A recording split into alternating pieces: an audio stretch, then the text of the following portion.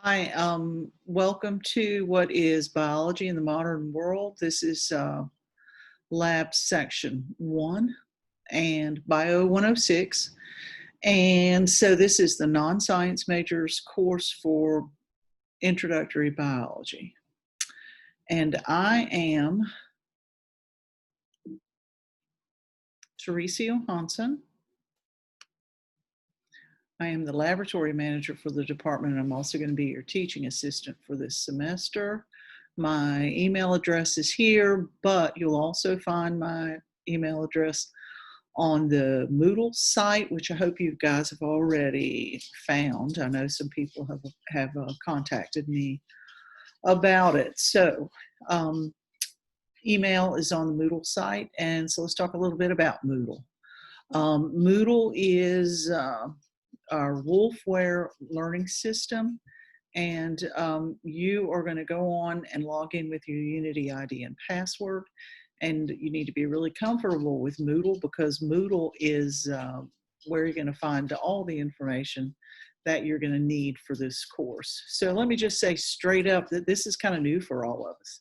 So as you're working through these Moodle sites, if you run into anything that doesn't seem to work right or seems a little odd for you or whatever, just let me know right away, and we'll go in and take care of it together because it's there undoubtedly will be some glitches. But anyway, so Zoom meetings will be found there. Your lab schedule, all the labs, all your quizzes. Excuse me. You'll access your grades there. So be comfortable with how to use Moodle. In fact, there is a site you can click on about Moodle if you want to learn some more about what kinds of things you can do with it. Okay, let's see. You don't need to buy a lab manual this time, so that's good. Yay, you save a little money. All the information that you need to complete these labs is included on your Moodle site. So we took all the stuff that would have been in a lab manual for you to buy and converted it onto the Moodle site. So with that said, you need to realize that everything needs to be read. When you go into your activity, let me back up a section. There are 12 labs, and each lab is going to have a variety of activities. Each activity is going to have introductory information and directions. So you need to read that before you start with the activities. You're going to have to watch this lovely Zoom recording every week. You're going to need that in order to get into you're going to have to complete that before you get into the labs. What's going to happen is this Zoom recording is going to be provided to you by your TA the day before your lab starts. So you guys, section 1, you're going to meet on Mondays at 11:45, right? So your TA will make sure that you have this Zoom recording on Sunday before your lab meets on Monday. So you can take a look at this, give you a little time to look at this, run through it, get a feel for what your lab's going to be about.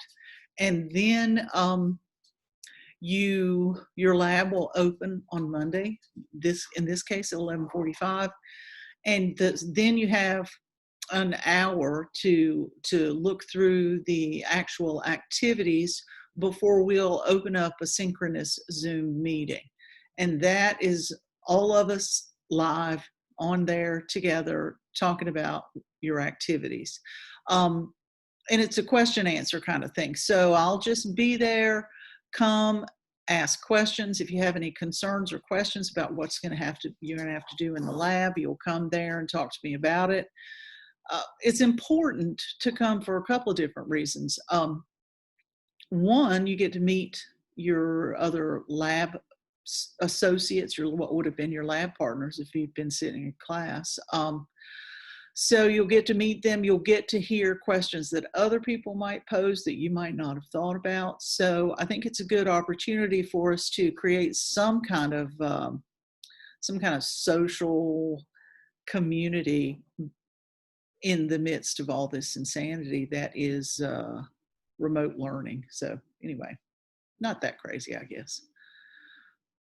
Your labs, I said there are 12 labs. You're going to get 15 points for each lab for a total of 180 points. It's a 10-point system rather than a 100-point system. It's just so many numbers. But so you have a quiz that's worth 10 points and for each lab section. And then you're going to, or each lab meeting. Then you're going to have 5 points associated with the activities. And those activities include a lot of different things. If you've taken a Moodle class before, you're probably familiar with these lessons and assignments. So at the within these activities, there will be lessons. You'll click on the lessons, answer the questions for your points. There are also assignments where you're going to probably have to use a sheet that I have provided for you to complete the assignment, and then you'll submit the assignment via the assignment portal for grading. So Act 1 is what is science, or probably more importantly, what is not science. So we're going to talk a little bit about that. I'm just going to pop through here really quickly. Poor science, and these lovely calico cats, just they represent the sample size for somebody who was going to do a research study on cats, and came up with a conclusion based on this set of 3 that all cats are calico. Poor science. Pseudoscience, supernatural. When you're studying science, so this is a what is that it has to be, anything that you're studying has to be tangible. You need to be able to perceive it with your 5 senses, sight, smell, taste, touch, and hearing. So we can't study ghosts or Dracula, or whether a seance can contact spirits. Bigfoot, nah, maybe we can study that. No, probably not. Okay, so pseudoscience. Junk science, we're all familiar with this. You know, you have a guy who has says cigarettes don't hurt you. I've smoked them for 40 years, and look at me, I'm still around. But that it would be the exception to the rule, the outlier, and or whatever. And we all know cigarettes aren't much good for you. We're going to talk about different research methods, primarily the difference between an experiment and a correlation. And this is a funny one. And when you go in, and we have a video for you to look at that gives you some other ones, that this one correlates consumption of mozzarella cheese with the number of civil engineering doctorates awarded. So there's some really, really crazy ones on the video.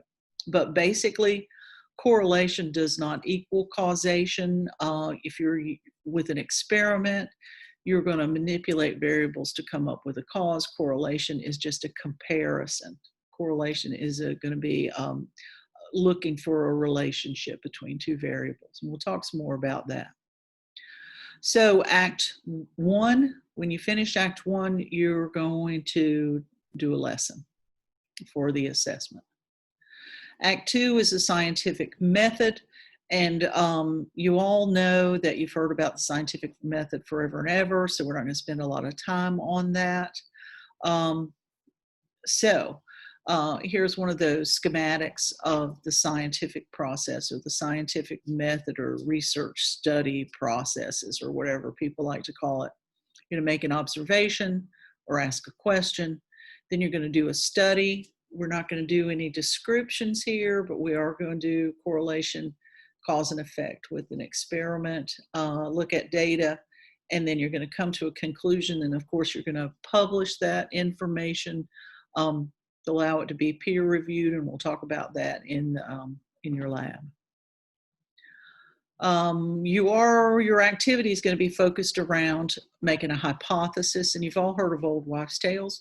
Old wives' tales is something you've been hearing forever, ever, probably from your grandmother, that you take as true. One example that I'll give you here, we've got a bunch more that you can select from for your lab activity. Cracking your knuckles will give you arthritis. That's an old wives' tale, and I have arthritis, and I hate to crack my knuckles. So we can take that one example for what it's worth. You're going to take the old wives' tale and put it into a form that is for a hypothesis. In this case, we're going to do an if-then. If you crack your knuckles, you're going to get arthritis. Then you'll get arthritis. And you'll decide in the activity if this hypothesis is testable at all. Is it testable? And if you decide it is testable, if you decide it's not testable, then you will select not testable, and then you'll give a reason why you think it's not testable. If you think it is testable, you'll click is testable, and then you will answer some questions relative to that. Lesson. So when you're finished with Act 2, and I actually think the lesson is, in fact, you select an old wives' tale and manipulating it. Act 3 is your research study. So what you're going to do with this is select a research study. We've got a list of options, and here's just a couple of them.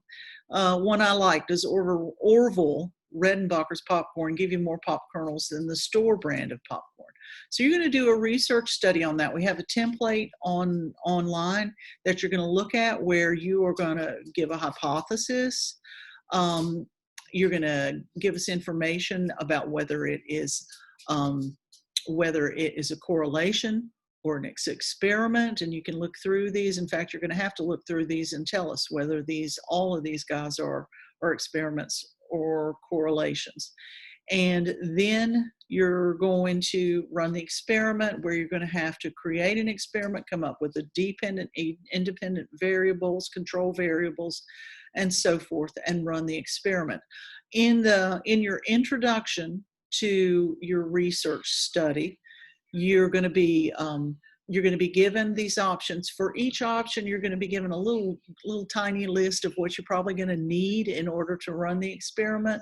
You're also going to be given some safety information, and that's basically like, if you choose the squirrels down here, please don't chase the squirrels and catch them because they might bite you. Okay, so something to that effect. But just some little reminders of what you need to be aware of when you're conducting a research experiment. Back to the correlation experiment, and this is repeated multiple times, but correlations involve two variables that are both being measured to determine if there's a relationship.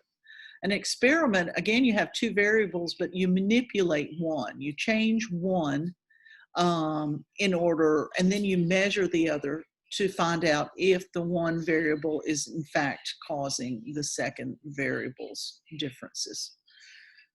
So the study options are in the research study introduction. So you're going to select one and run that investigation. You're going to need to complete it by the time we meet next lab, so jump on it and go ahead and get it started. The assessments associated with this activity are two assignments. One is when you decide whether each of these options is an experiment or a correlation. And you get to do this before you choose an assignment. So you can just sort of decide, do I think I'd rather do one or the other of these? Then I would strongly, again, suggest that you come to the Zoom meeting at 12:45. You can get your questions answered. You can meet with the other students in the lab. You can meet with me, and we can chat some. I'll tell you all about my dogs and my grandchildren. Try not to get too excited about that. So, as soon as you've completed the activities for Lab 1, and I'm an ultimate procrastinator. Please don't procrastinate on these things. It's going to come down to the last minute, and you're going to have it. Then is when it's going to get overwhelming. Just knock this out as soon as you can.